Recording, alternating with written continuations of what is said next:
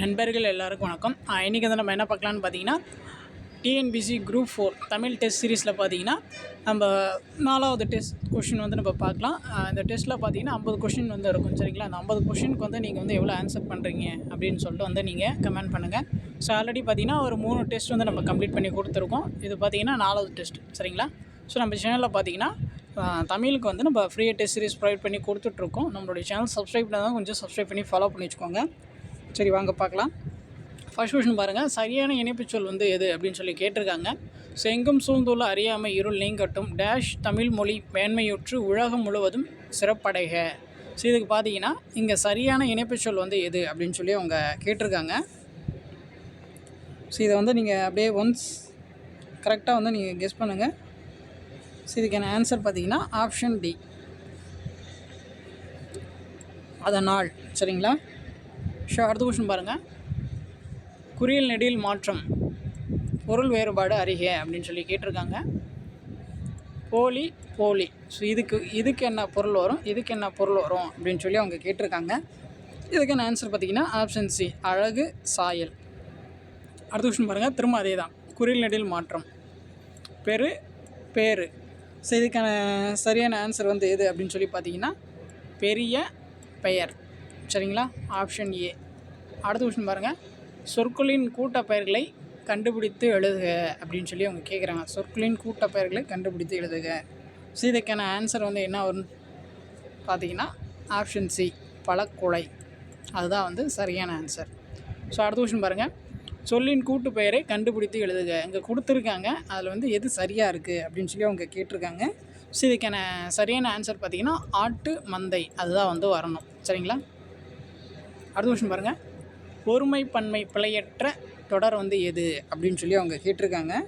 So இதுக்கான answer பார்த்திங்கன்னா option A, அன்னமையாவையும் புது ஆழையும் அவர்கள் வரவேற்றார்கள். சரிங்களா? ஆப்ஷன் ஏ தான் வந்து சரியான ஆன்சர். ஸோ திரும்ப அதுதான் வந்து கொடுத்துருக்காங்க. ஒருமை பன்மை பிழையற்ற தொடர். ஒரு தொடர் வந்துச்சுன்னா அது ஒருமையில் வந்தால் அது ஃபுல்லாகவே வந்து ஒருமையில் தான் வரணும், இல்லை பன்மையில் வந்தால் அது ஃபுல்லாகவே வந்து பன்மையில் தான் வரணும். சரிங்களா? ஸோ இதுக்கான ஆன்சர் வந்து என்ன வரும் அப்படின்னு சொல்லி பார்த்தீங்கன்னா ஆப்ஷன் பி, தொல்காப்பியர் உலகம் என்பது ஐம்பெரும் பூதங்களால் ஆனது என்கிறார். ஸோ இதுதான் பார்த்தீங்கன்னா சரியாக இருக்குது. ஸோ அடுத்த கொஷின் பாருங்கள். திரும்ப அதே தான், ஒருமை பன்மை பிழையற்ற தொடர் வந்து எது அப்படின்னு சொல்லி கேட்டிருக்காங்க.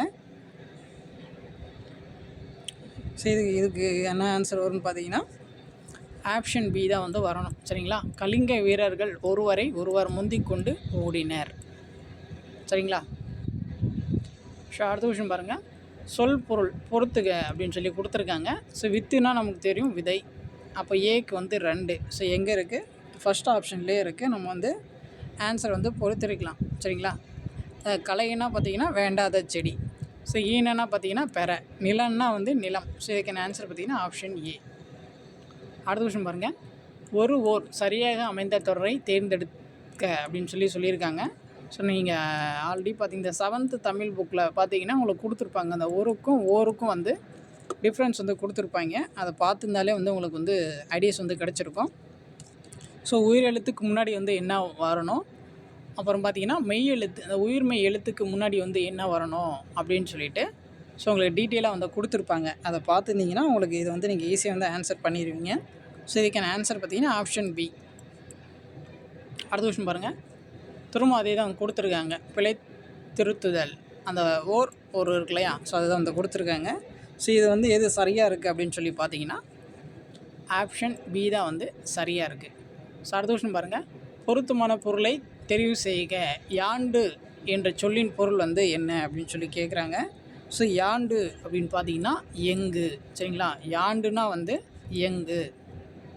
அடுத்த கொஷின் பாருங்கள். பொருத்தமான பொருளை தெரிவு செய்தல் பாருங்கள். உரு என்ற சொல்லின் பொருள் வந்து என்ன அப்படின்னு சொல்லி அவங்க கேட்குறாங்க. ஸோ உருன்னா பார்த்திங்கன்னா அழகு. அடுத்த கொஷின் பாருங்கள். பொருத்தமான பொருளை தெரிவு செய்க. கிளை என்ற பொருளை கொண்ட சொல் வந்து என்ன அப்படின்னு சொல்லி கேட்குறாங்க. ஸோ கிளைனா என்னன்னு பார்த்தீங்கன்னா கொம்பு. கிளைனா வந்து கொம்பு.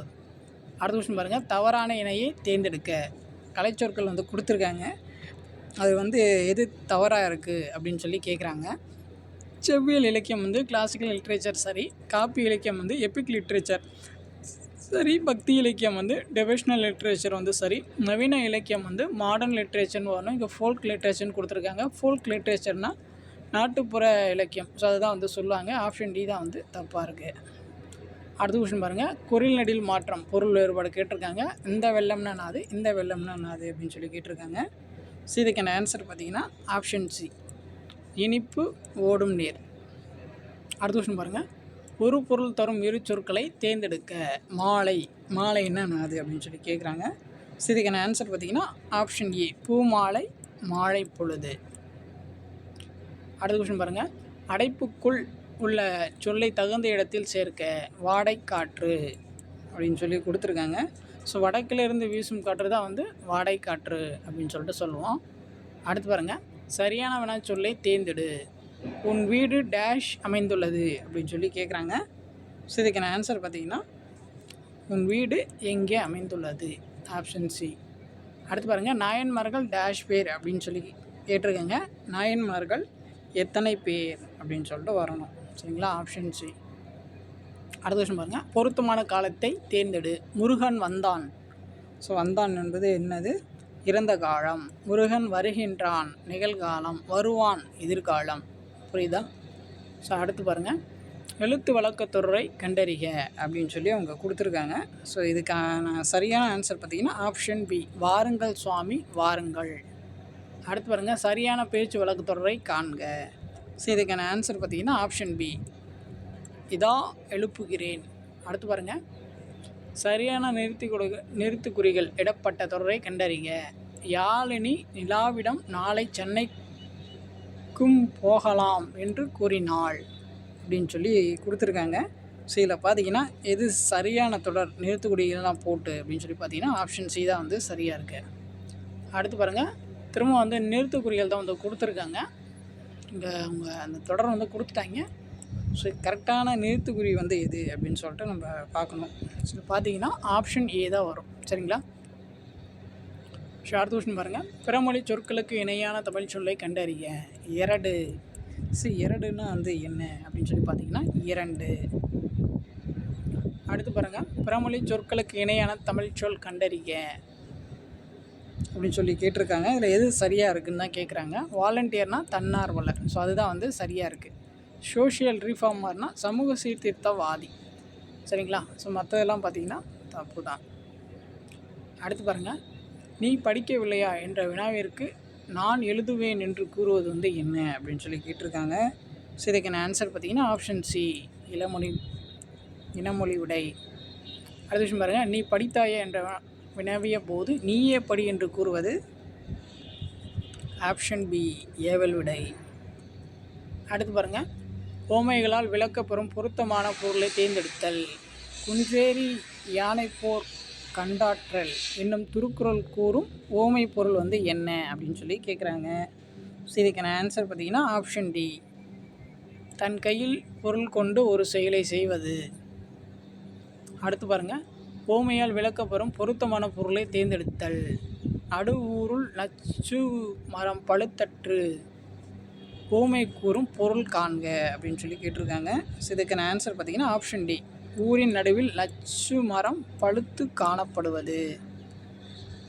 ஸோ அடுத்து பாருங்கள். அகழ்வாரை தாங்கும் நிலம் போல ஓமை கூறும் பொருளை வந்து கண்டறிய அப்படின்னு சொல்லியிருக்காங்க. பொறுத்து கொள்ளுதல், ஆப்ஷன் சி. அடுத்து பாருங்கள். வாக்கிய அமைப்பினை கண்டறிக. கவிதா பாடம் படித்தாள். ஸோ கவிதா பாடம் படித்தாள் என்பது என்ன வரும்னு பார்த்திங்கன்னா தன்வினை. அடுத்து பாருங்கள். விடைக்கேற்ற வினா அமைக்க. 6 அறிவுடைய மனிதர்களை உயர்திணை என்பர். ஸோ இதுக்கு சரியான வினா வந்து என்ன அப்படின்னு சொல்லி பார்த்தீங்கன்னா யாரை உயர்திணை என்பர், ஆப்ஷன் ஏ. அடுத்து பாருங்கள். அகர வரிசை. இது வந்து ஈஸி தான். ஸோ இதுக்கு வந்து எது சரியான அகர வரிசை அப்படின்னு சொல்லிட்டு கேட்டிருக்காங்க. ஸோ இதுக்கு வந்து எது சரியான அகர வரிசை அப்படின்னு சொல்லி பார்த்தீங்கன்னா ஆப்ஷன் சி, அந்நியர் அரிது இரவலர் ஈதல். அடுத்து பாருங்கள். இரு வினைகளின் பொருள் வேறுபாடு அறிதல். பணிந்து பணித்து. ஸோ இதுக்கு சரியான ஆன்சர் என்னன்னு பார்த்தீங்கன்னா அடங்கி கட்டளை. அடுத்த கொஸ்டின் பாருங்கள், அகரவரிசை. ஸோ அகரவரிசையில் வந்து எது சரியாக இருக்குது அப்படின்னு சொல்லி பார்த்தீங்கன்னா ஆப்ஷன் டி தான் வந்து சரியாக இருக்குது. அடுத்து பாருங்கள், கீழ்காணும் பெயர் சொற்களை அகரவரிசையில் எழுதுக. ஸோ இதுக்கான சரியான ஆன்சர் வந்து என்ன அப்படின்னு சொல்லி பார்த்தீங்கன்னா ஆப்ஷன் டி. அடுத்து பாருங்கள், நட வேர்ச்சொல்லை வினைமுற்றாக தேர்ந்தெடு அப்படின்னு சொல்லி அவங்க கேட்டிருக்காங்க. ஸோ இதுக்கான ஆன்சர் பார்த்திங்கன்னா ஆப்ஷன் பி, நடந்தான். நடந்தான் என்பது வினைமுற்று, நடத்தல் என்பது தொழில் பெயர், நடப்பு என்பது வினையச்சம். வேர்ச்சொல்லின் வினையாளனையும் பெயர் காண்க. பொருள்னா வந்து என்ன அப்படின்னு சொல்லி கேட்குறாங்க. பொருள்னா பொறுத்தார். ஆறு, தாறு மேக்ஸிமம் வந்து வினையாளனையும் பெயரில் தான் வந்து முடியும். வினையாளனையும் பெயர்னால் இந்த தாறு, ஆறு அது மாதிரி தான் முடியும், அது பார்த்துக்கோங்க. வேர்ச்சொல்லின் தொழிற்பெயர் காண்க. கொடுன்னா கொடுத்தல்.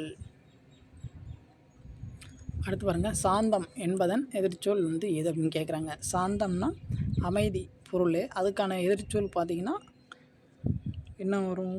ஆப்ஷன் சி, கோபம். சாந்தம்னா பொருள் வந்து அமைதி, அதுக்கான எதிர்ச்சொல் வந்து கோபம். அடுத்து பாருங்கள், பீடு என்னும் சொல்லின் எதிர்ச்சொல் வந்து கேட்குறாங்க. ஸோ இதுக்கான ஆன்சர் பார்த்திங்கன்னா ஆப்ஷன் சி, இழிவு. அடுத்து பாருங்கள், மூச்சடைக்கி என்னும் சொல்லை பிரித்து எழுத கிடைப்பது.